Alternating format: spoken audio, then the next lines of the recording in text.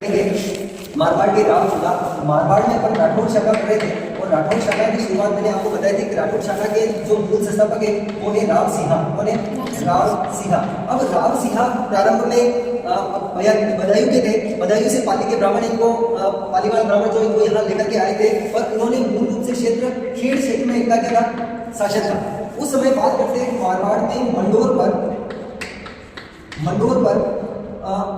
परिहारों का शासन था। प्रतिहार और परिहार जो शाखा थी उन परिहारों का शासन काल था और इस समय मंडोर पर पहले उस समय इल्तुतमिश का शासन था। मतलब इल्तुतमिश ने यहाँ पर आक्रमण किया और इसका यहाँ पर क्या हो गया?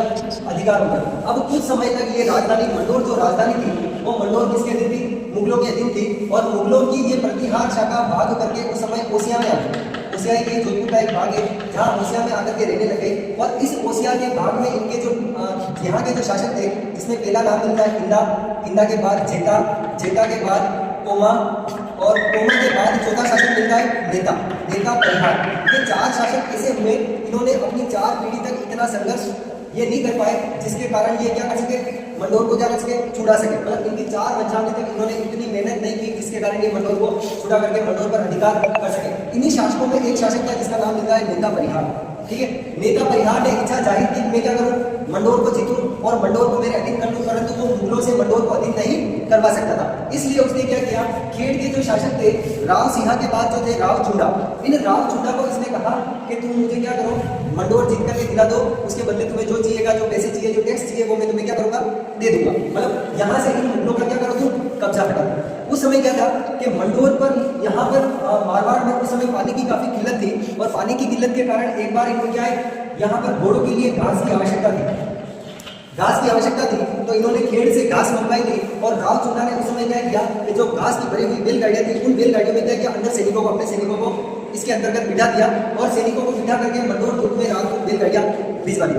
जैसे ही बैलगाड़ियां रात को महल के दुर्ग में प्रवेश किया और दुर्ग में प्रवेश होते ही ये मतलब ये सेना आकर के क्या भाई महल में प्रवेशित हो गई और महल में प्रवेशित होकर के इस सेना ने क्या किया? घास से निकले बैलगाड़ियों से निकल करके उन्होंने क्या कर दिया? मंडोर पर आक्रमण कर दिया और मंडोर में जितने भी मुगल सैनिक थे उनको क्या कर दिया? यहाँ से भगा दिया। ठीक है, यहाँ से भगा करके मंडोर पर अधिकार किसका हो गया? राव चूड़ा। अब एक बात बताओ आपको कि जमीन जो थी, अधिकार जो था वो इन नेता परिहार का था। नेता परिहार ने किसको कब्जा छुड़ाने के लिए बोला था? राव चूड़ा को। तो अब मंडोर पर किसका अधिकार होगा? मंडोर पर किसका अधिकार होगा? संपत्ति तो इनकी है और जीता किसने? राव चूड़ा ने। तो अधिकार किसका होगा? राव चूड़ा का होगा, किसका होगा? आपकी संपत्ति है, आपकी संपत्ति है, आपकी संपत्ति पर किसी ने कब्जा कर लिया और आपने पुलिस को कहा कि मेरी संपत्ति पर वहां किसी व्यक्ति ने अधिकार कर लिया और पुलिस गई और उस संपत्ति को वहां उस व्यक्ति से छुड़वा दिया, तो क्या संपत्ति पुलिस की हो जाएगी? नहीं होगी। संपत्ति किसकी रहेगी? इसी की रहेगी। तो इसने यहाँ पर एक नीति चली, इसने ये नीति चली उस समय राव चूड़ा के एक पहली पत्नी थी जिनका नाम था चांद कुंवर। एक पत्नी थी जिनके 2 संतानें थी। पहला इनका पुत्र था जिसका नाम इनका रेवत और दूसरा इनका पुत्र था दूसरी इनकी एक कन्या थी जिसका नाम था हंसाबाई। ठीक है, हंसाबाई थी। अब नेता परिहार की एक पुत्री थी जिसका नाम मिलता है किशोर कंवर। तो नेता परिहार ने क्या किया? अपनी पुत्री किशोर कंवर का विवाह राव चूड़ा से करवा दिया और किशोर कंवर के दहेज में मंडोर दे दिया इस राव चूड़ा को। जिससे क्या रे नेता परिहार की इज्जत भी बनी रह जाए और नेता परिहार को यूं भी नहीं लगे कि मैंने मेरे दूध जीतने के लिए इसको ठेका दिया था और ये तो इसने क्या दे दिया इसको दहेज में किशोर कुंवर को मंडोर। और इसी किशोर कंवर से इनको एक संतान प्राप्त हुई थी जिसका नाम था काला। ठीक है, अब कालांतर में क्या हुआ?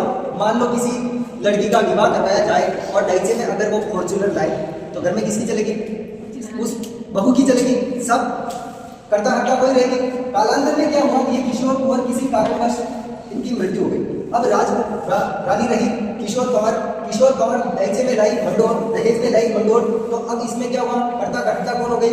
किशोर कुंवर जैसे कहती वैसे ही राव चूड़ा को करना पड़ता था। इसी किशोर कुंवर ने राव चूड़ा पर दबाव लगा करके कहा मेरा बेटा काला ही मंडोर का क्या बनेगा? उत्तराधिकारी बनेगा। तो इन दोनों को यहाँ से क्या कर दिया? पृथक कर दिया। इन दोनों को हटा दो। अब मेरा क्या होगा? मेरा बेटा ही क्या बनेगा? मंडोर का अगला उत्तराधिकारी कान्हा ही बनेगा। इसी के अंतर्गत मारवाड़ का कुछ समय तक शासन चला था। इसीलिए इस किशोर कुंवर को मुंह हिलानी रानी भी कहा जाता है। क्या नाम है इसका?